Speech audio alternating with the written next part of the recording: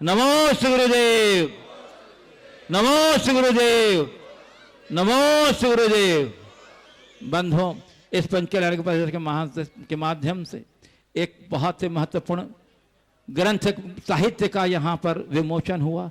पूज्य गुरुदेव के अ से लेकर के ह तक के हिंदी वर्णमाला के स्वर और शब्दों के प्रत्येक अक्षर पर जो विशेष प्रवचन पूरे देश में हुए, जिसकी पूरी बहुत मांग है पूरे देश में, क से ह तक ककहरा के रूप में प्रकाशित हुआ और आज तक विभिन्न संस्करणों के माध्यम से भी अभी तक उसकी डिमांड अभी तक जारी है। और वर्तमान क्रम में जो अ से अह तक स्वरमाला पर जो गुरुदेव के प्रवचन हुए वो बहुत ही मौलिक हुए हैं और जो जीवन की दिशा और दशा को परिवर्तित करने में बहुत सहायक हैं। उसका विमोचन इस पंच कल्याण प्रतिष्ठा महोत्सव के में संपन्न हुआ, जो हम सबों के लिए बहुत ही संग्रहणीय साहित्य है। मेरा आपसे अनुरोध है कि इस ककहरा जीवन का और स्वराक्षर जो प्रवचन संग्रह है उसे आप अपने साथ अवश्य लेकर जाएं, अपने इष्ट मित्र को दें, अपने परिवार मित्र को दें और अपने जीवन की दिशा और दशा को समृद्ध बनाने में आप सहभागी बने। इसी पावन भावना के साथ मैं आपको ले चलूं शंका समाधान की ओर। इसके पूर्व मैं आपको बताना चाहता हूं कि इस शंका समाधान में, इस पंच कल्याण प्रतिष्ठा महोत्सव में पूज्य आर्यका रत्न दृढ़मती माता जी के भी जुड़ जाने से अपूर्व 4 चांद लग गया इस प्रभावना में बंधु। और इसलिए मैं आज शंका समाधान के पूर्व हम प्रारंभ करेंगे पूज्य आर्यका दृढ़मती माता जी के संघर्ष माता जी के जिज्ञासुओं के द्वारा, परंतु उसके पूर्व मैं आमंत्रित करूंगा हमारे कुशल संचालक, प्रभावी संचालक श्री अमित जी पड़रिया का के द्वारा जो कुछ संदेश आपके बीच रखेंगे। हम सभी लोगों ने कल पूज्य मुनिवर श्री 108 प्रमाण सागर जी महाराज जी का शुभाशीष लेकर के पिसनहारी तीर्थ में श्री विद्या प्रमाण निकेतन की धर्मशाला की आधारशिला रखी और आज प्रातःकालीन वेला में उस कार्यक्रम का शिलान्यास भी किया गया, उस धर्मशाला का शिलान्यास किया गया। हमने 60 कमरों के लिए कल नाम आमंत्रित किए और 24 घंटे का अंतराल पूरा नहीं हो पाया और 60 से अधिक नाम हमारे बीच आ गए। अब उन 60 नामों में हमने चयनित करते हुए जो 4 नाम और आज जो कल तक घोषित हुए, आज सुबह घोषित हुए, इसके अतिरिक्त 4 नाम और हम आप सभी के बीच घोषित करने जा रहे हैं जिन्हें यहाँ कमरा निर्माण की पात्रता प्राप्त हुई है। इस क्रम में प्राणेश चौधरी चंद्रभान दवाई वालों का नाम हमें प्राप्त हुआ है। इसी क्रम में ब्रह्मचारिणी संध्या दीदी, राकेश रक्षा, श्रीमती पलक, पर्व लाभांश, रविंद्र यश दानपति परिवार को भी कमरा निर्माण की पात्रता प्राप्त हुई है। श्रीमती सुनीता सिंघई, सुंदर लाल जी शिक्षक, गोल बाजार वालों को भी यह सौभाग्य प्राप्त हुआ है। साथ ही डॉक्टर ऋषभ चौधरी, रवि जी, विकास जी और वैभव चौधरी परिवार को भी यह सौभाग्य प्राप्त हुआ है। इसी क्रम में कल जब पूज्य मुनिवर की प्रेरणा पाकर के यहाँ के 2 जनालय के लिए दान राशियों की चर्चा जब यहाँ आई कि ग्रीन सिटी और अमन नगर के जनालय के लिए दान राशियों का आह्वान जब किया गया तो कल से आज तक हजारों लोगों ने बढ़ चढ़ करके अपने दान राशियों की घोषणा की। और आज एक ऐसा प्रसंग उपस्थित हुआ, जयपुर से एक श्रावक ने 1 लाख रुपए की राशि गुप्त दान में सीधे यहाँ पर हमारे अकाउंट में ट्रांसफर कर दी और कहा कि मेरे नाम की घोषणा मत करना, यह गुप्त दान है। ऐसे श्रावक के सम्मान में जोरदार तालियां जरूर बजा दें। और इसी क्रम में 11,000 रुपए की और भी राशियां घोषित हुई है। लीला देवी, ललित, नियति सूरत वालों ने घोषित किया है। अनिल जैन, कल्पना जैन, शुभम जैन कानपुर, महेंद्र, लीला, सुशील, रीना, मनीषा गाजियाबाद, संजय जैन, शुभम, सौरव रसिया ललितपुर, अनु विशाल जैन बेंगलोर, मनोरमा रविंद्र जैन ग्वालियर, श्रीमती शरण मोदी, पीके मोदी, नेहा निसंकेत गुड़ायतन, ट्रस्टी सागर, नरेंद्र जैन, मंजू, ईशा, किंसुक, तनु गंगानगर राजस्थान वालों ने घोषणा की। अनिल जैन, मंजू जैन दिल्ली इन्होंने घोषणा की। श्रीमती रीता जैन, दिशा जैन, अरुण, आदेश जैन बिजनौर वालों ने घोषणा की। सरिता अग्रवाल गाजियाबाद, कंचना देवी असम, हरिकांत वरदानी पुणे, श्रीमती सैलवाला जैन, संजय, राजू, दिव्यांशु जैन मेरठ। और इसी क्रम में राजू जैन, मोना जैन मुंबई, अजय जैन, बीना जैन दिल्ली, सुभाष कुमार, सुशील कुमार, राजू कुमार डाल्टनगंज, सुनीता जैन, कमल कुमार जशपुर, श्रीमती कमलेश जैन, इच्छा पूरन जैन, सुभाष जैन, वीरेन जैन, कमलेश जैन, सुरेखा जैन, जुगमहर शाह गुड़ायतन ट्रस्टी पुणे, मंजू जैन, सौरभ जैन, वैशाली जैन गाजियाबाद, पुखराज जैन, मनोज जैन गोरखपुर, डॉक्टर साधना, वीरेन, गोदिका, सक्षम, प्रियंका मालवीय नगर जयपुर, अनिल कुमार, अमित कुमार आधारताल, मनोज कुमार, अंजना जैन सिद्धांत बेंगलोर, ममता जैन सीए, अभिषेक दिव्या आदर्श कंचन बिहार, श्रीमती सविता आजाद जैन बेगमगंज। इन सारे नामों की स्वीकृति हमें प्राप्त हुई है। और इसी क्रम में प्रकाश चंद जी जैन कक्का जी का परिवार बगराजी वालों ने भी ये राशि घोषित कर दी है 11,000 रुपए की। एक कमरा हो गया है, लेकिन इन्हें विशेष जगह दिया, कोई दूसरा बैग होगा। छोटे लाल जी के लिए एक कैमरा दे। छोटे लाल जी साहब हमारे जबलपुर के दानवीर लोगों में इनका प्रथम पंक्ति में नाम है और बार बार आग्रह है उनका कि 60 नाम भले पूरे हो गए हो, लेकिन अगर मेरे कमरे का निर्माण इस धर्मशाला में नहीं हुआ तो मैं अपने पैसे कमाने को भी व्यर्थ समझूंगा। इनकी बड़ी भावनाओं को देखते हुए इनके भी कमरे की स्वीकृति को कमेटी स्वीकार करती है और इनके लिए विशेष रूप से वहां पर स्थान रहेगा। एक कमरा निर्माण छोटे लाल जी साहब शांति नगर वालों का। और इसी क्रम में सूरज जैन, कोमल चंद जैन, प्रियदर्शनी नगर बिलासपुर वालों ने भी अपनी राशि घोषित कर दी है जनालय के लिए। हम इन सभी का साधुवाद प्रेषित करते हैं। एक और नाम हमारे बीच आ गया, अन्नू जैन, अनुपम साड़ी भंडार, गोटे गांव वाले और राजकुमार कक्का जी, इनका भी नाम आ गया। ये सब घोषणा हो चुकी है, ये मैंने घोषणा कर दी, मैंने कर दिया घोषणा। चलिए, ब्रह्मचारिणी संध्या दीदी, राकेश रक्षा, श्रीमती पलक पर्व, लाभांश रावेंद्र, यश दानपति परिवार ने भी एक कमरा निर्माण की स्वीकृति हम सबको प्रदान की थी, जिसकी घोषणा हो चुकी है। उन्हें भी बहुत बहुत हम सभी लोग साधुवाद प्रेषित कर रहे हैं। अमित जी वास्तु शास्त्री सह प्रतिष्ठाचार्य हमारे बीच उपस्थित है, मैं उन्हें निमंत्रित करूंगा। अमित जी वास्तु शास्त्री 1 मिनट के लिए आ जाए। सुरेंद्र नायक, सचिन नायक सराफा, उन्होंने ये चांदी समर्पित कर दी है। पवन जी LIC, आपका कमरा बिल्कुल सुरक्षित है। पवन जी LIC साहब का कमरा सुबह से सुरक्षित, चिंता मत कर। सुशील जी बाजाज जिनालय के लिए राशि इन्होंने 11,000 की घोषित कर दी है। अब अमित जी वास्तु शास्त्री आपके बीच में उपस्थित है। मित्रों, मुनिवर श्री अजित सागर जी महाराज श्री के संगस्त एलक श्री विवेकानंद सागर जी महाराज श्री के ग्रस्त जीवन के भाई हैं और वास्तु विज्ञ हैं, और आज के हमारे इस कार्यक्रम में जिन्होंने सह प्रतिष्ठाचार्यत्व प्रदान किया, एक बार जोरदार तालियां इनके सम्मान में। समिति के 2 पदाधिकारी आकर उनका अभिनंदन और स्वागत करें। हमारे अध्यक्ष राजेंद्र जी, राजू भैया और महामंत्री राकेश चौधरी जी आकर उनका अभिनंदन स्वागत करें। कृपया ऐसे आ जाएंगे हमारे अमित जी वास्तु शास्त्री। इसी क्रम में हरकशी अपूर्वमती माता जी के गृहस्थ जीवन के परिजनों ने मंदिर के लिए 11,000 की राशि घोषित की है। हाँ, बोल दिया, सुशील बाजा जी की घोषणा हो गई है। अमित जी वास्तु शास्त्री साहिब का अभिनंदन और स्वागत हम सभी लोग करें, और आपकी तालियां एक बार इनके अभिनंदन में बच जाएं। जोरदार तालियों से अभिनंदन करें अमित जी वास्तु शास्त्री साहिब का। अमित जी साहिब का यहाँ पर अभिनंदन और स्वागत हो रहा है, और एक अमित जी उनके नाम की घोषणा कर रहे हैं। और यहाँ जितने लोग बैठे हैं इनके कोई ना कोई रिश्तेदार तो अमित होंगे, तो आप सारे लोग भी तालियां बजा रहे हैं। जोरदार तालियां बजा दें अमित जी वास्तु शास्त्री साहिब के सम्मान में। ये कमजोर तालियां क्यों बज रही है?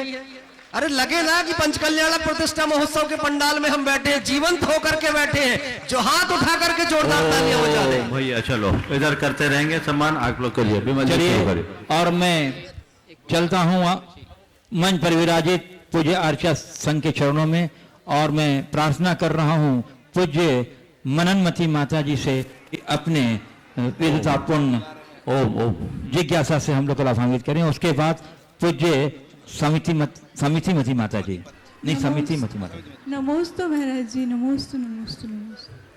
वंदामी माता जी। महाराज जी, करुणा हम सबके अंदर होती है, और हम ये जानना चाहते हैं कि माँ के अंदर की करुणा और साधु के अंदर की करुणा में क्या अंतर है?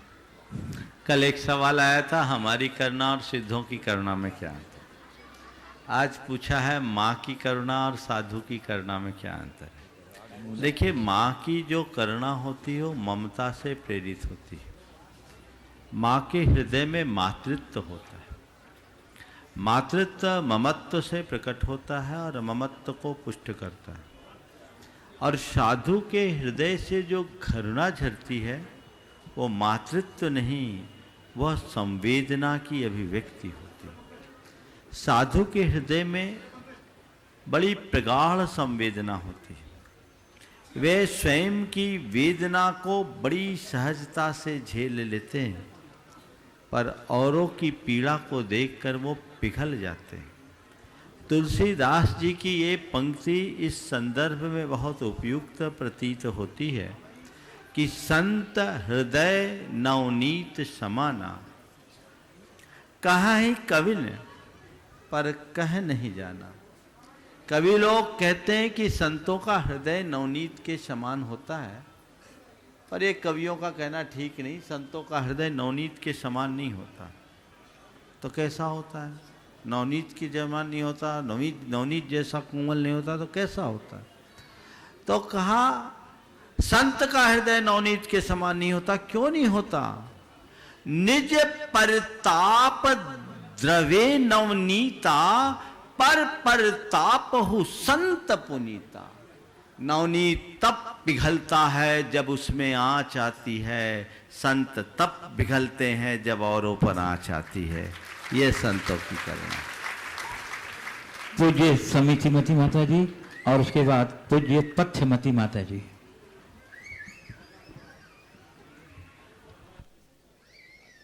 नमोस्तु महाराज जी। दीदी लोग हैं। हाँ। बोले। आचार्य श्री जी ने द्रव्य संग्रह की क्लास में कहा था कि तीनों लोक में मुनिराज की दुकान सबसे बड़ी होती है, और मुनिराज जिसमें स्वयं माला माल होते हैं और उनके पास आने वाले श्रावकों को भी माला माल करते हैं। तो मैं जानना चाहती हूँ महाराज जी कि आप लोग किस तरह अपने पास आने वालों को माला माल करते हैं। मुझे याद है 1984 में गुरुदेव यहीं मड़िया में विराजमान थे, पीछे वाले कमरे में जहाँ भी संस्थान चलता है, हॉल में। मैं उन दिनों ब्रह्मचारी था। सुमेर चंद जी दिवाकर शिवनी वाले आए। उन्होंने एक मूंगे की माला गुरुदेव को दिखाते हुए कहा कि गुरुदेव ये माला हमें चारित चक्रवर्ती आचार्य शांति सागर महाराज ने दी। आचार्य महाराज ने मुझे माला दी है। तो गुरुदेव ने कहा पंडित जी आपको माला दिया, मुझे माला माल कर दिया। सच्चे अर्थों में रत्नत्रय की निधि से मूल्यवान इस संसार में और कुछ नहीं है। दुनिया की जितनी भी मूल्यवान वस्तुएं हैं उनका मूल्य है, मोल देकर खरीदा जा सकता है, लेकिन रत्नत्रय अमूल्य है, न खरीदा जा सकता न बेचा जा सकता। तो जिस अकिंचन को गुरु ने रत्नत्रय की निधि से भर दिया उससे माला माल और क्या होगा।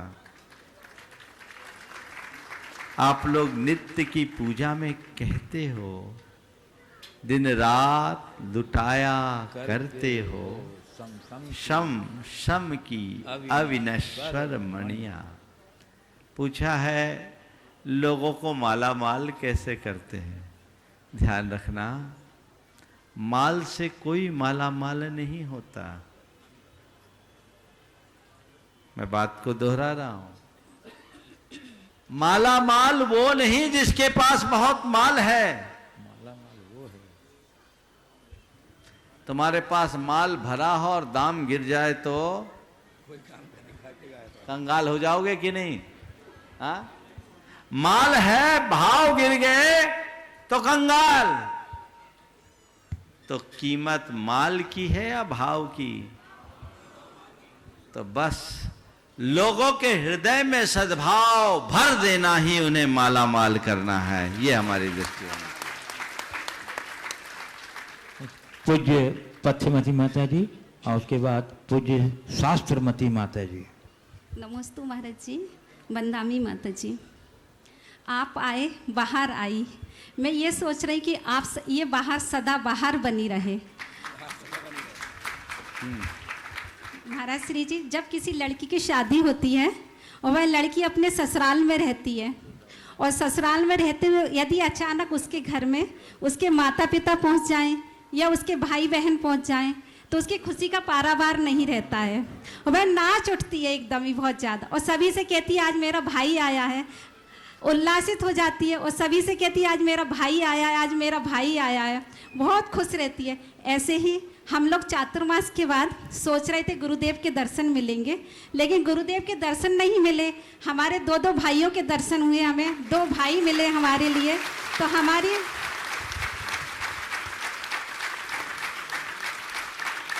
दो भाइयों के मिलने से हमारी खुशी का पारावार नहीं है। लेकिन अब विदाई का क्षण भी आ रहा है, तो उस विदाई के क्षण को भी सोच करके वो अच्छा नहीं लग रहा है, लेकिन ये भी सोच रहे हैं कि अगले पल ही आने वाले दिनों में फिर आपके दर्शन पुनः जल्दी मिलेंगे हम लोगों के लिए। दीक्षा के बाद पहली बार आपका दर्शन हुआ था। आगे मेरी शंका है पूज्य मुनिराज जी कि प्रायः महिलाएं आती हैं और पूछती हैं कि माता जी ये बताइए ऐसे कौन सा पुण्य किया जाए कि हमारे यहाँ बच्चे हो जाए, हमारी गोद भर जाए। और कुछ महिलाएं पूछती हैं कि हमारा ऐसा कौन सा कर्म का उदय रहता है जो हमारे यहाँ बच्चे नहीं होते हैं, गोद नहीं भर पाती है। आप कृपया करके समाधान दीजिए। देखिए, पहले तो जो आपने भावना व्यक्त की जी महाराज जी, उस संदर्भ में भी मुझे कुछ बोलना पड़ेगा। जी जी जी जी। निश्चित अगर बहन के पास भाई आता है तो खुशी तो होती है, और ये खुशी एक तरफा नहीं दो तरफा होती है। अच्छा,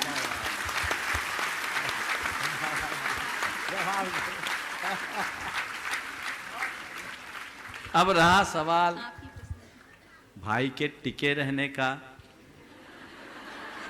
तो खुशी खत्म हो जाएगी। भाई मिले तो खुशी है, भाई बस जाए तो सिरदर्द। ठीक है ना, आज का युग यही है। ये लोक की बात कर रहे हैं, हम अपने संदर्भ की बात नहीं कर रहे। बोलो, कोई बहन नहीं चाहती कि भाई बस जाए, दूर के ही अच्छे। फिर भी भावनाएं हैं, व्यवस्थाएं हैं। ये तो मुझे भी उम्मीद नहीं थी कि इतने दिन का साथ यहाँ होगा।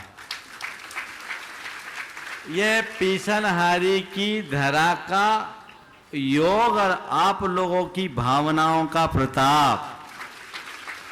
मैं तो 3 दिन का मन बनाकर केवल मस्तकाभिषेक के लिए यहाँ आया था, लेकिन आप लोगों का प्रबल भाव और यहाँ की कमेटी का भी प्रबल आग्रह, बहुत उदारता भी उन्होंने दिखाई। पंचकल्याणक प्रतिष्ठा महोत्सव का ये नियोग बन गया और आज वह अभूतपूर्व प्रभावना के साथ संपन्न हुआ। निश्चित अब जब काम पूरा हो जाता है तो आगे की बारी तो होती ही है। आप सबको पता है हमारी गाड़ी स्पेशल ट्रेन है, ये थ्रू जा रही है। ये थोड़ी सी घूम गई, लेकिन अब ये गाड़ी थ्रू जाएगी और बीच के स्टेशनों में केवल तकनीकी कारणों से रुकेगी। समझ गए? अब मैं यही चाहता हूं कि बस और गाड़ियां भी पीछे से आते जाए ताकि सभी को उसका लाभ मिलता रहे। रहा सवाल कि जिन माताओं की गोद सुनी है वो क्यों है और गोद कैसे भरे। देखिए, ये एक संयोग है। सबसे पहली बात तो मैं कहूंगा कि किसी को भी रंच मात्र अधीर नहीं होना चाहिए। संतान की उत्पत्ति संयोग से होती है, हमारे प्रयासों से नहीं। अगर तुम्हारे लिए संतान का योग होगा तो निश्चित रूप से तुम्हें संतान सुख मिलेगा। विलंब हो सकता है लेकिन मिलेगा। पर आप लोग क्या करते हैं, जल्दी अधीर हो जाते हैं और 10 प्रकार के अंधविश्वासों में फंसकर बहुत कुछ बर्बाद कर देते हैं। धैर्य कभी नहीं खोना चाहिए। आपके ही जबलपुर का एक भाई है जिसका नाम मैं नहीं ले रहा हूं, उसे 19 वर्ष बाद संतान का सुख मिला। एक व्यक्ति ऐसे हैं मेरे संपर्क में, उस व्यक्ति को 28 वर्ष बाद हुआ, और हुआ तो एक साथ 2 बेटा हुआ। 28 वर्ष बाद। लेकिन सबसे बड़ी बात तो ये, मुझसे जुड़े हुए होने के कारण वो व्यक्ति पति पत्नी कभी अधीर नहीं हुए। धर्म पत्नी ने कहा महाराज हमसे मिलने वाली महिलाएं हम लोगों को ज्यादा पड़े, क्यों अभी तक तुम्हें कुछ हुआ नहीं, बेबी नहीं हुआ, क्या हुआ, ऐसा कर लो वैसा कर लो, 10 प्रकार के सलाह दिए। बोले महाराज पहले तो मैं लोगों को हंस के टाल देती थी, लेकिन जब ज्यादा दिखी तो मैंने कह दिया मुझे बदा होगा तो होगा, नहीं होगा तो अच्छा, हमारा मोक्ष मार्ग तो खुला रहेगा, हमें क्या चिंता, हमें इसका विकल्प नहीं। वे पक्के रहे, उनके हृदय में ये बात थी कि ये संयोग होना होगा तो होगा। तो एक सलाह मैं आप सबसे देता हूं, बिल्कुल भी किसी प्रकार के झाड़ फूंक मंत्र तंत्र के चक्कर में ना पड़े। सबसे पहले क्लिनिकल एक्सपेरिमेंट करवाएं, जांच करवाएं, देखें कोई कमी है तो चिकित्सा लें, और यदि क्लिनिकली आप फिट हैं तो समय पर छोड़ दें, और अपने आप में अपने मन में संतानहीन होने का आभास ही ना होने दें। भावना योग करें। अभी मैं आपको बता रहा हूं, मैं रतलाम में था, एक दंपति मुझसे जुड़े, उनको बच्चा नहीं हो रहा था, विवाह हुए 5 साल हो गए थे, ससुराल वालों का प्रेशर था IVF करा लो। मुझसे बोला महाराज जी IVF करा लूं क्या, धर्मपत्नी पति पत्नी दोनों आए। मैंने कहा तुम चिंता मत करो, तुम्हारा योग बनेगा, घबराओ मत, धैर्य रखो, तुम्हें कुछ करने की जरूरत नहीं है। एक काम करो कि तुम भावना योग करते समय ये सोचो कि मैं पुत्रवती हूँ, मैं माँ बनने वाली हूँ, मेरे पेट में बच्चा आ रहा है और मैं एक अच्छी माँ बनूंगी, मेरे घर में बच्चों की किलकारियाँ गूंजेगी। इस तरह के पॉजिटिव कमांड्स अपने मन में दो और उसको विजुअलाइज करो, वैसा देखो। आप सुन करके आश्चर्य करोगे। 2018 की ये बात थी और 2020 में वो कंसीव हो गई और आज उसका बच्चा नॉर्मल डिलीवरी के साथ हो गया। प्रामाणिक समूह से जुड़ी हुई है, भावना योग की कार्यकर्ता है, दोनों पति पत्नी दोनों जुड़े हैं। तो ये परिवर्तन हो। अनेक लोग हैं मेरे संपर्क में जिन्होंने गुरुदेव से केवल परोक्ष में आशीर्वाद लिया, गुरुदेव को बताए बिना, उनसे आशीर्वाद लिया, अपने अंदर पॉजिटिव वेव प्रकट किए, उनको संतान का सुख मिल गया। मैं ये प्रचार नहीं करना चाहता कि गुरुदेव के आशीर्वाद से सबको बच्चा हो जाता है। जब उन्होंने विवाह ही नहीं किया तो बच्चा का आशीर्वाद क्या देंगे। लेकिन ये ध्यान रखो, पुण्य का योग होगा तो सब काम फलीभूत होंगे, ऐसा मन में सोच कर रखना चाहिए। समझ गए? तो मन को अधीर न होने दें और प्रकृति के विरुद्ध न जाएं। एक इसका बड़ा कारण है लेट मैरिज।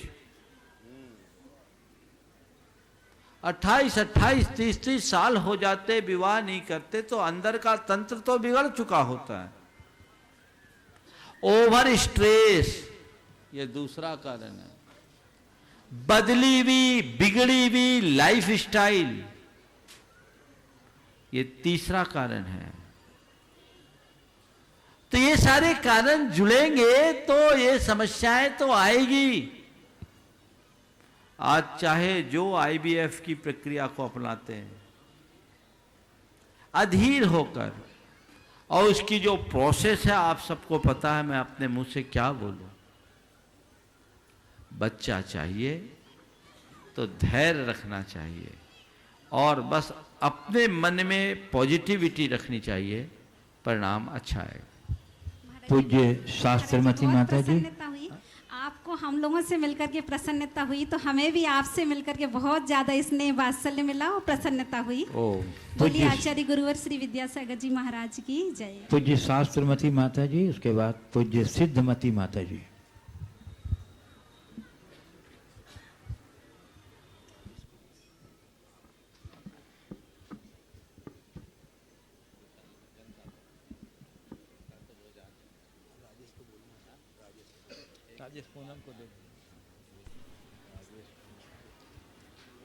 संत शिरोमणि आचार्य गुरुवर श्री विद्यासागर जी महाराज की जय।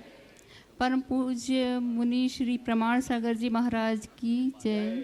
परम पूज्य मुनि श्री आर्य सागर जी महाराज की जय। परम पूज्य बड़ी माता जी की जय। महाराज श्री जी, मेरा प्रश्न है कि भीष्म पितामह का मरण किस प्रकार से हुआ था? पांडव पुराण में आया है कि उनका मुनि संबोधन से समाधि पूर्वक मरण हुआ था। कृपया देखो, समाधान करें। अपने पुराणों में तो वो समाधि पूर्वक गए। कुछ जगह प्रसंग आता है मुनि भी बने थे, और महाभारत के अनुसार सरसैया में उनका हुआ, तो उसको जहाँ जैसा प्रसंग हो उसके अनुरूप देख ले। अगला पूज्य सिद्धमती माता जी, और उसके बाद पूज्य वैराग्यमती माता जी।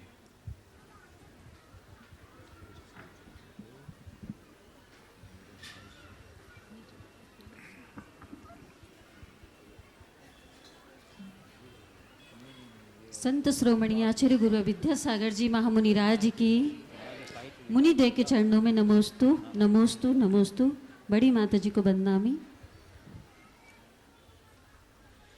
कदम कहीं भी यूं न बढ़ाओ, पहले सच्चा पंथ चाहिए, और थके कदम को मिले दिलासा, मंजिल का वह अंत चाहिए। महावीर यदि नहीं मिले तो कोई बात नहीं बंधुओं, महावीर यदि नहीं मिले तो कोई बात नहीं बंधुओं। अपनी शंकाओं के समाधान के लिए मुनिवर प्रमाण सागर महाराज चाहिए, मुनिवर प्रमाण सागर महाराज चाहिए। महाराज श्री, आपको देखकर तो वैसे ही सारी शंकाओं का समाधान हो ही जाता है, फिर भी इस पंच कल्याणक महामहोत्सव में मुझे लग रहा था कि पाषाण को भगवान बनाना बहुत सरल है, लेकिन इंसान को सुधारना भी बड़ा कठिन है। सामने लिखा है एक हाई को कि सहकर जितना पाओगे लड़कर उतना नहीं पा सकते। यदि हम चुपचाप रह जाते हैं तो लोग दोषी और कमजोर समझते हैं, तो लौकिक व्यवहार में उसको कैसे समाधान करें? आप इस बात का समाधान कीजिए। देखिए, बात बिल्कुल सही है। मैं अक्सर ये वाक्य दोहराता हूँ, जो जितना सहन करता है वह उतना समर्थ बनता है। सहकर जो हम पा सकते हैं वो लड़कर नहीं पा सकते। आप ये कह रही हैं, या ऐसा कहा जाता है कि सहनशीलता को लोग कमजोरी मानते हैं, पर मैं समझता हूँ ये सोच सामने वाले की कमजोरी है। यदि मेरे हृदय में वाकई में सहनशीलता होगी तो कोई इसे कमजोरी मान रहा है या अच्छाई, मेरा ध्यान ही नहीं जाएगा, मैं उसे भी सह लूंगा। यदि मुझे दिख रहा है कि मेरी सहनशीलता को मेरी कमजोरी के रूप में देखा जा रहा है, तो मैं कहीं न कहीं कमजोर हूं। हमें मजबूत बनना चाहिए। हमारे जीवन व्यवहार में, घर परिवार में छोटी छोटी बातों को अगर हम सहने की जगह प्रतिक्रिया देना शुरू करेंगे तो बात बिगड़ती है। चुप रहने से सारा मामला वहीं शांत हो जाता है। इसलिए हमें छोटी मोटी बातों को सहने का अभ्यास करना ही चाहिए। पूज्य वैराग्यमती माता जी, और उसके बाद क्या है पूज्य मुदितमती माता जी। नमोस्तु महाराज जी, बदनामी माता जी। कहते हैं जब तक हमारे अंदर श्वास है तब तक हमें आत्मविश्वास रखना चाहिए। तो महाराज जी, हम ऐसा क्या करें कि हम अपने आत्मविश्वास को हमेशा दृढ़ बनाए रखें? बहुत अच्छा सवाल है। आत्मविश्वास को मजबूत बनाए रखने के लिए क्या करें? 4 बातें संक्षेप में कहता हूं। सबसे पहला काम, पॉजिटिव सोचे, सोच को सकारात्मक बना करके चले। दूसरी बात, ऐसे लोगों के संपर्क में रहें जिनसे हमें सकारात्मक प्रेरणा मिले, जो हमारे पॉजिटिविटी को बढ़ाए।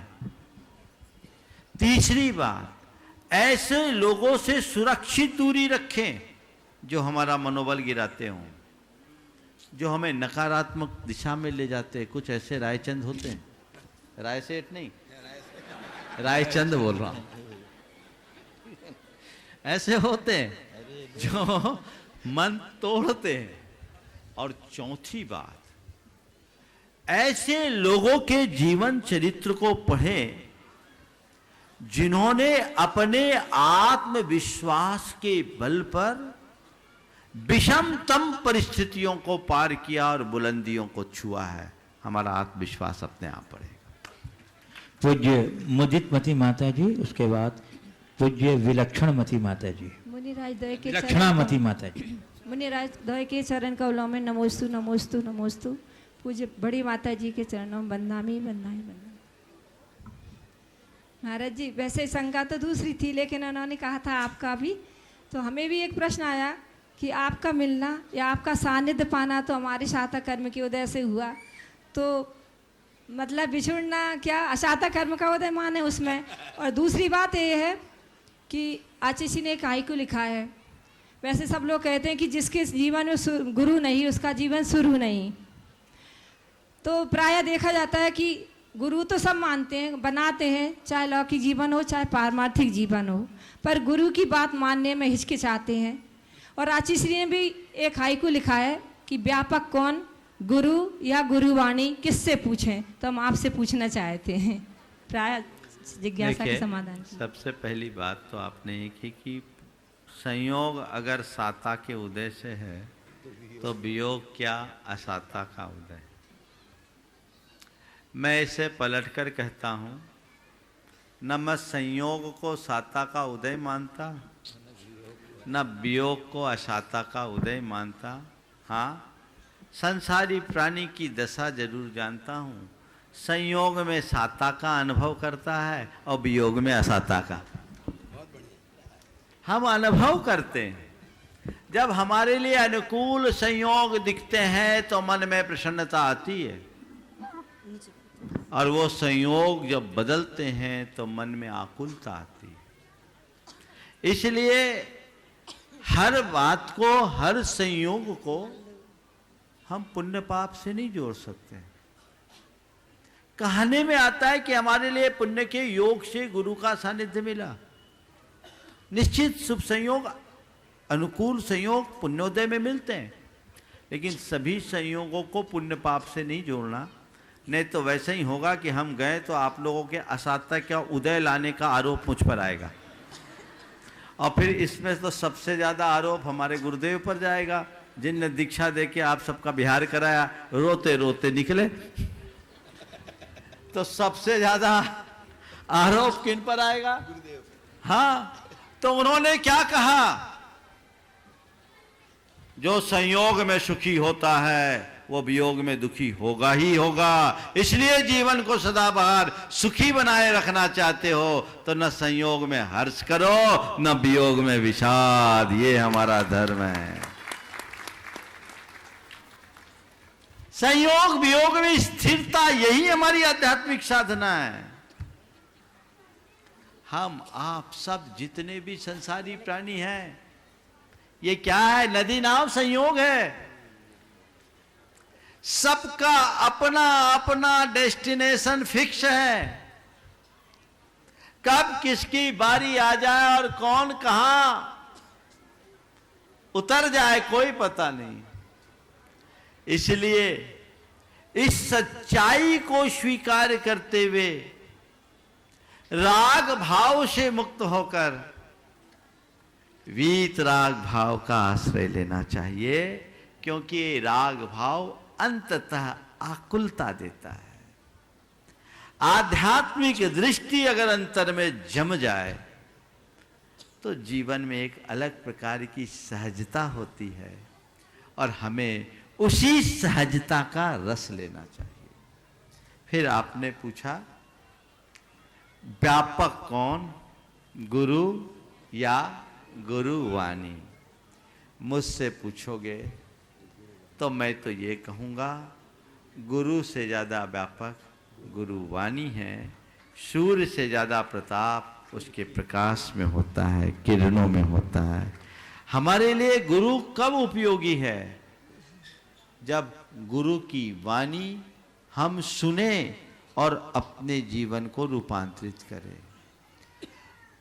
गुरु ने अगर हमें मार्ग दिया, प्रकाश दिया और हमने उसे आत्मसात नहीं किया तो गुरु क्या, भगवान भी हमारा उद्धार नहीं कर सकते। तो स्वयं के उद्धार के लिए हमें गुरु के साथ गुरु वाणी का, गुरुदेव ने जो सवाल किया व्यापक कौन, गुरु या गुरु वाणी, किससे पूछूं? तब उन्हीं ने बोला किससे पूछूं? तो मैं क्या तो जिसका उत्तर उनने खुद प्रश्न खड़ा किया उसका उत्तर हम देने वाले कौन होते हैं? हम ही पूछते हैं। वो पूछे अगर ये हाइकू हो किससे पूछूं तो मैं कहूंगा आपसे ही पूछूं। पूज्य विलक्षणामती माता जी, उसके बाद पूज्य स्वाध्यायमती माता जी। ओम नमो आयरियाणम नमोस्तु आचार्य श्री जी। दोनों मुनि महाराज के चरणों में नमोस्तु। बड़ी माता जी को बंदामी। हम करते हैं संतों का सम्मान, हम करते हैं संतों का सम्मान। ये संत हैं इस युग के जीवंत भगवान। महाराज श्री जी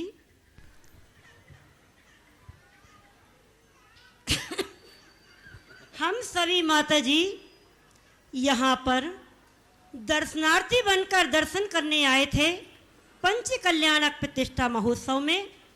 लेकिन आज मोक्ष कल्याणक के अवसर पर आपने अपने मंगल प्रवचन में कहा है कि दर्शनार्थी बनकर नहीं शरणार्थी बनकर आना। तो हम आपसे ये पूछना चाहते हैं कि हम शरणार्थी बनकर मोक्ष मार्ग की साधना कैसे करें?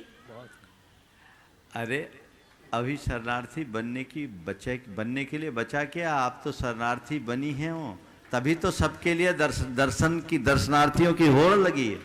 अंतरंग साधना कैसे जो करें? साधु बन चुका कैसे बना?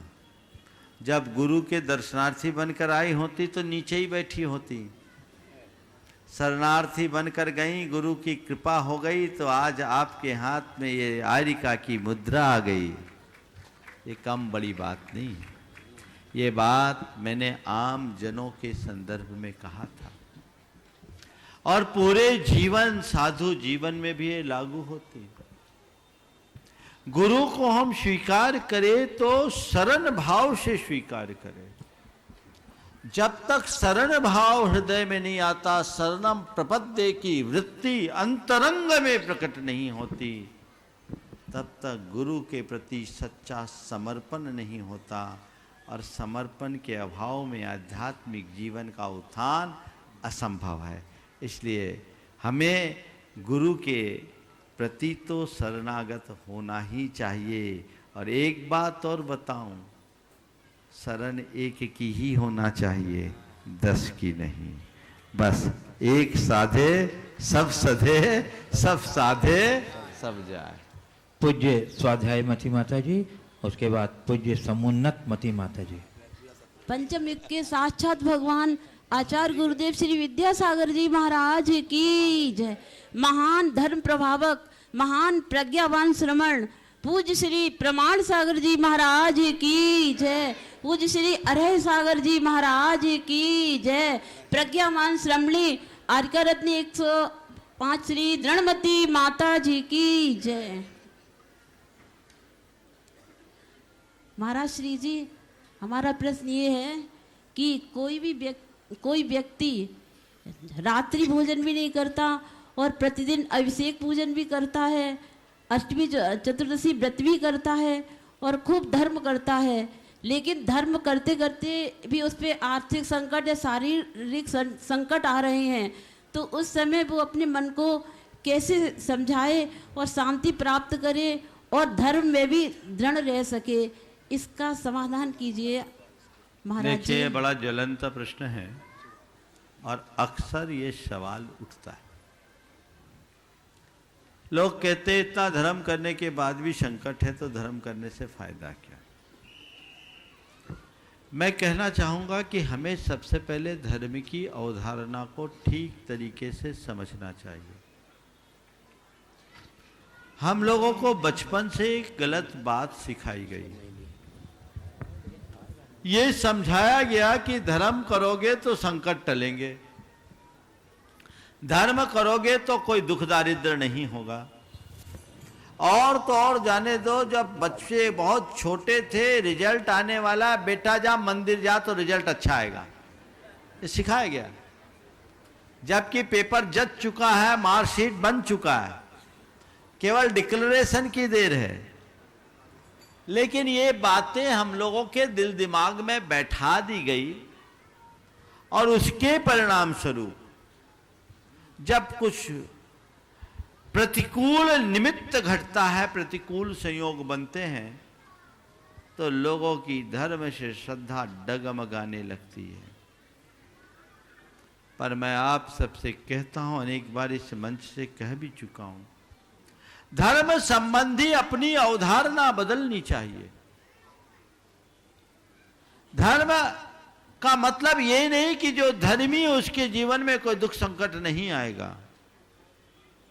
यदि यथार्थता देखो तो सबसे ज्यादा दुख, कष्ट, संकट धर्मी के जीवन में ही आता है। चंदनमाला धर्मी थी कि अधर्मी? उस पर संकट आए। सीता धर्मी थी कि अधर्मी? अंजना धर्मी थी कि अधर्मी? सुदर्शन सेठ धर्मी थे कि अधर्मी? और पारसनाथ धर्मी थे कि अधर्मी? बोलो, पारसनाथ भगवान से बड़ा संकट किसी पर आया? तो संकट तो सब में आता ही है। जिन लोगों के जीवन, साधु संतों को भी बीमारियां घेरती है, ऐसे व्यक्ति को जो धर्माचार का पालन करते हैं, थोड़ा अध्यात्म से जुड़ना चाहिए, कर्म सिद्धांत पर विश्वास करके जीवन में आई हुई चुनौतियों को स्वीकार करना चाहिए और ये तय करना चाहिए कि चलो ये प्रतिकूल संयोग आया है, कर्म का उदय है, सब टल जाएगा, सब झड़ जाएगा। समता को बढ़ानी चाहिए और ऐसा देखकर और ये सोचना चाहिए कि धर्म करने पर जब इतना संकट है तो अधर्म करने में न जाने कितना होगा। कर्म सिद्धांत पर विश्वास और भरोसा हो तो बड़े से बड़े दुखों को सहने की सामर्थ्य आ सकती है। हमें अंतरंग कारण की तरफ ध्यान देना चाहिए। पूज्य समुन्नत मति माता जी। मुनिद्वय के मुक्तिगामी श्री चरणों में बारंबार नमोस्तु नमोस्तु नमोस्तु। एकलव्य जब द्रोणाचार्य के पास शिक्षा ग्रहण करने गया तो द्रोणाचार्य ने उसे शिक्षा देने से इनकार कर दिया। फिर उसने गुरु द्रोणाचार्य की मूर्ति स्थापित कर धनुर्विद्या का पूर्ण ज्ञान प्राप्त कर लिया। मुनिश्री जी, मैं आपसे यह जानना चाहती हूँ कि एकलव्य ने बिना गुरु कृपा के, बिना गुरु आशीष के, गुरु की विद्या को संपूर्ण रूप से कैसे ग्रहण कर लिया? देखिए, बात बहुत गहरी है समझने की। भौतिक रूप से देखने को मिलता है, देखने पर ऐसा लगता है कि एकलव्य के ऊपर गुरु की कृपा नहीं मिली। पर अगर हम आध्यात्मिक दृष्टि से देखते हैं और एकलव्य की भावनाओं में उतर कर देखते हैं तो ये पाते हैं कि एकलव्य को न केवल गुरु की कृपा मिली अपितु गुरु की कृपा की बरसात हुई। उसके हृदय में श्रद्धा थी और उसे कभी भी गुरु की मूर्ति को मूर्ति नहीं माना। उसकी दृष्टि में सदैव वो उसके गुरु थे। उनको साक्षी मानकर वो अपना सरसंधान करता। सफल होने पर एक फूल चढ़ाकर उन्हें प्रणाम करता, कृतज्ञता ज्ञापित करता और चूक जाने पर कान पकड़कर उठा बैठक करता, उनसे क्षमा मांगता, गुरुदेव भूल हो गई, अब दोबारा ऐसा नहीं करूंगा। ये समर्पण ही उन्हें गुरु कृपा का पात्र बनाया। उससे उनका अहंकार विलीन हो गया और जीवन तर गया। ये पंक्तियां बहुत सार्थक है। पूछ मत आराध्य कैसा, पूछ मत आराध्य कैसा, जब की पूजा भाव उमड़े। पूछ मत आराध्य कैसा, जब की पूजा भाव उमड़े। मृत्तिका के पिंड से कह दे कि तू भगवान बन जा। तो बस ये हम कह दें तो सारा कार्य। पूज्य विजितमती माता जी। आज तो एक्सक्लूसिव आरिका संघ, ठीक है। है 10 मिनट है। नहीं ज्यादा है, अभी ज्यादा है, 15 मिनट, 16 मिनट बोल रहा, 16। चलो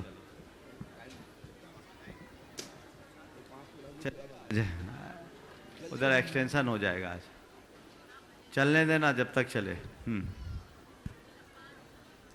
मुनिद्वय के चरणों में मेरा बारंबार नमोस्तु नमोस्तु नमोस्तु। संतों के आगमन से सुख का रहे न पार। संतों का जब गमन हो लगता जगत अशार। संतों का जब गमन हो लगता जगत अशार।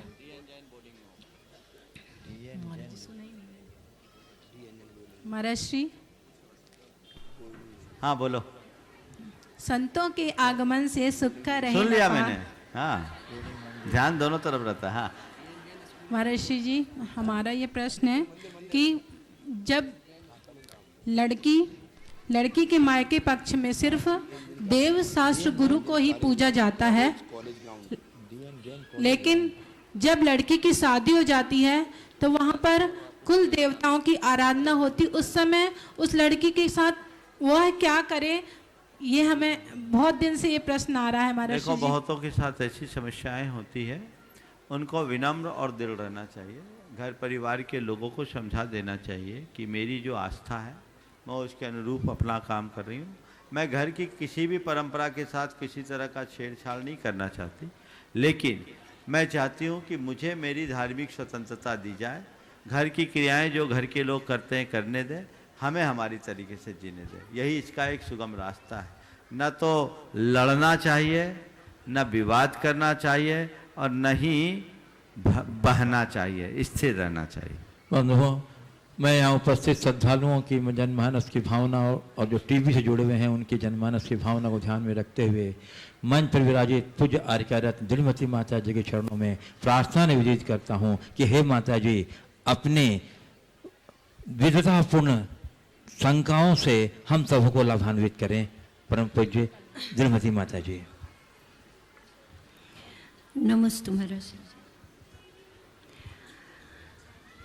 महाराज श्री जी, तप कल्याण के दिन आपने प्रवचन में कहा था विलास से विराग की यात्रा के बारे में कुछ संदेश दिए थे। विलास विनाश का कारण, विराग विकास का कारण। सारी समाज और मैं स्वयं, पूरा संघ ये जानना चाहता है कि आपकी विलास से विराग की यात्रा का सूत्रपात कैसे हुआ था? एक बार मुझसे पूछा गया, महाराज आपको वैराग्य कैसे हुआ? तो मैंने उत्तर दिया कि मुझे बैराग हुआ ही नहीं। पूछा आपको बैराग कैसे हुआ? मैंने कहा मुझे बैराग हुआ ही नहीं, तो बताऊं कैसे? तो सब आश्चर्यचकित हो गए, साधु कैसे बन गए? तो मैंने कहा कि भाई मुझे वैराग नहीं हुआ, मुझे राग हुआ। क्या राग हुआ? आपको बताऊं, गुरुदेव के दर्शन से पूर्व मेरी साधुओं में कोई रुचि नहीं थी, बल्कि मेरी बड़ी उल्टी धारणा थी।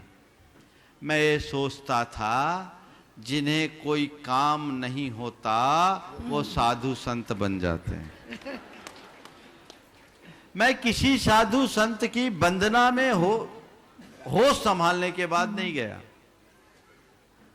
गुरुदेव के जब हजारीबाग नगर आगमन हुआ था, आप लोग भी होंगी जी, थे साथ में।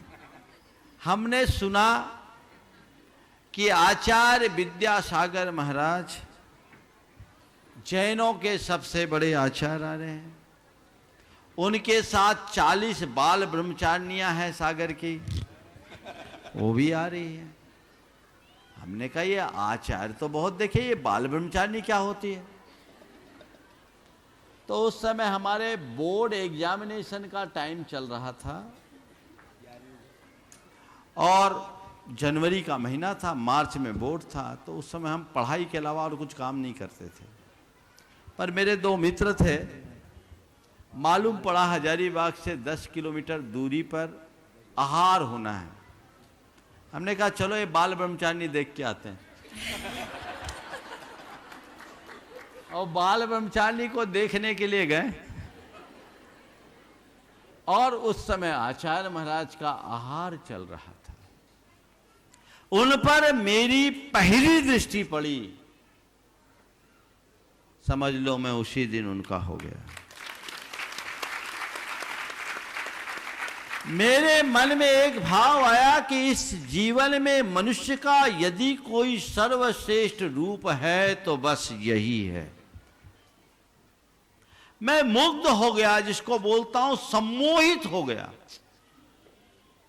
मेरा ध्यान तब टूटा जब आचार्य महाराज का आहार पूर्ण हो गया, उनकी जय बोली, वे फिर अपने कक्ष में चले गए।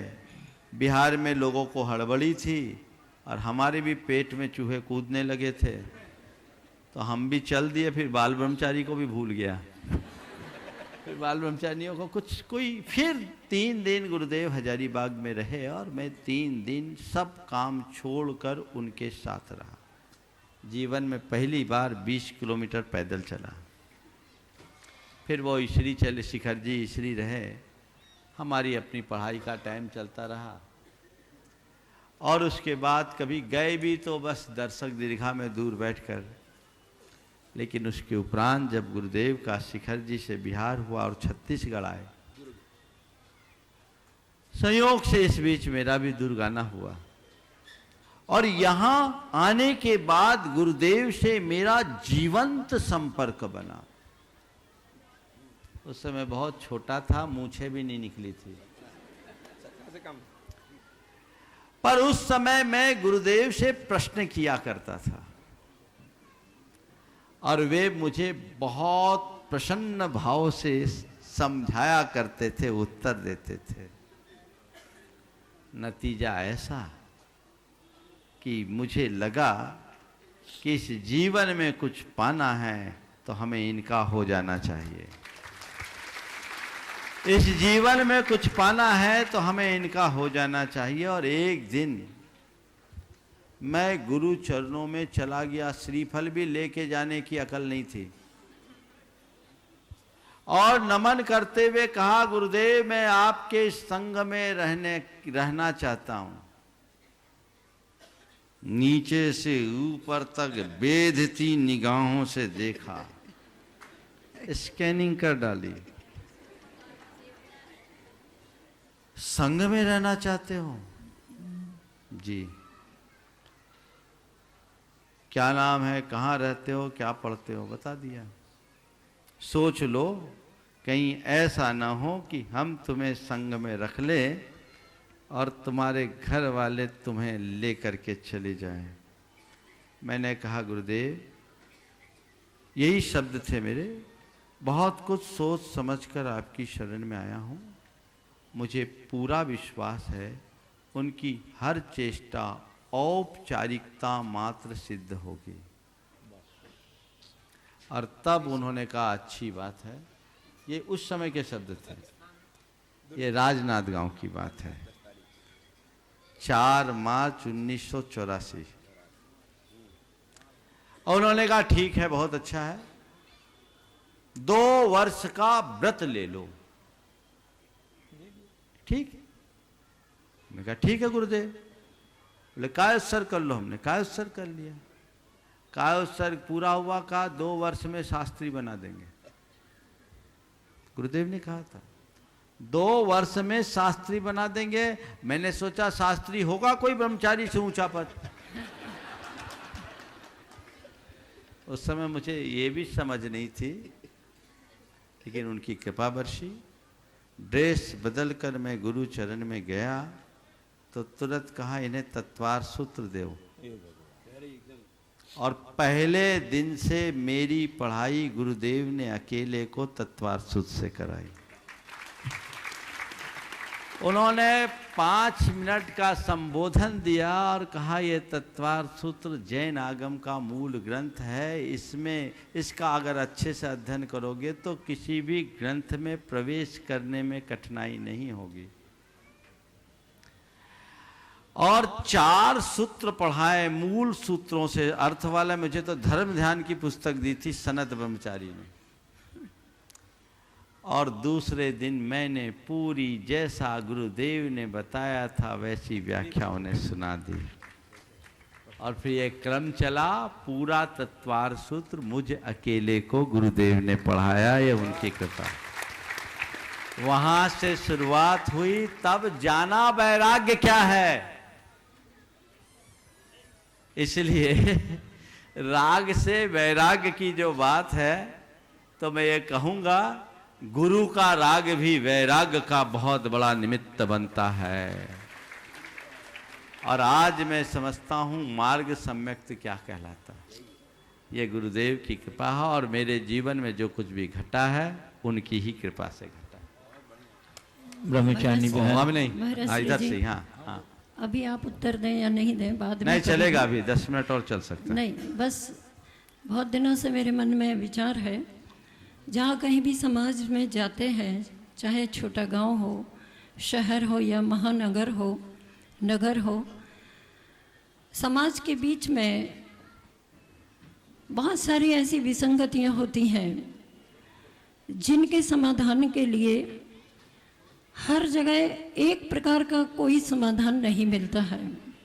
चाहे वो विवाह पद्धति को लेकर के हो, चाहे वह शिक्षा पद्धति को लेकर के हो, चाहे वह वेशभूषा से संबंधित हो, कोई भी सार्वजनिक जैन आचार संहिता, विचार संहिता को लेकर के कुछ समान नियमों का सूत्रपात अगर समाज में होता है तो कितनी अच्छी बात होगी। मैं चाहती हूँ कि कुछ समाज के सुधार के सूत्र आपके मुखार बंदे से मिले। आपका प्रस्ताव बहुत ही समयोचित है, ये होना चाहिए। पर क्या बताऊं, ये मेरे ज्यूरिडिक्शन से बाहर है। मेरे ज्यूरिडिक्शन से बाहर इसलिए है कि समाज के लिए मैं कोई ऐसा सार्वजनिक दिशा निर्देश देने का अधिकारी नहीं हूँ। इसके लिए तो आचार्य भगवान ही अधिकृत हैं और उनके द्वारा जो बात कही जाए वो सब मानेंगे। तो मैं आपके प्रस्ताव के समर्थन में इतना कहना चाहता हूँ कि पूरी समाज गुरुदेव को अपना आदर्श मानती हैं, तो इतना भर तय कर ले कि जब हम उनको पसंद करते हैं तो वही करेंगे जो उनको पसंद है। कदाचित उन्हें जो पसंद है उसे करने में पीछे भी रह जाएं तो कोई परवाह नहीं, पर इतना तय कर ले जो उनको ना पसंद है हम उसे कभी पसंद नहीं करेंगे। इस सूत्र में सब बातें समाहित हो जाएगी। गुरुदेव की भावना, गुरुदेव की सोच किसी से अछूती नहीं है, और तुम जिन्हें भगवान की तरह पूजते हो तो इतना तो तय करो कि बस गुरुदेव जो आपको पसंद नहीं वो हमको भी पसंद नहीं, तब सच्चे बात। समाज केवल एक सूत्र अपना ले, सारा काम हो जाएगा। महाराज श्री जी, इनको ये भी तो मालूम होना चाहिए कि गुरुदेव को क्या पसंद नहीं है। ये सब बीज बुद्धि है, सब जानते हैं। ये सबको पता है। गुरुदेव एक लाइन में भारतीय संस्कृति के पक्षधर हैं कि नहीं, तो तुम्हारी प्रत्येक क्रिया में भारत और भारतीयता का दर्शन होना चाहिए। बस इतना सा, सार में विस्तार है। इतनी सी बात समझ लो। अगर समाज इसको शिरोधार्य करती है तो कहीं कोई कठिनाई नहीं। लेकिन क्या बताऊं, आप लोग राम का नाम लेते हो, रावण का काम करते हो, सब उल्टी गंगा बहाते हैं, हम क्या कहें। महाराज जी, अंत में मैं, ये बहन कीर्ति बहुत देर से अपना कुछ जरूर कहना चाह रही थी, और अंत में मणिबाई जी। जरूर।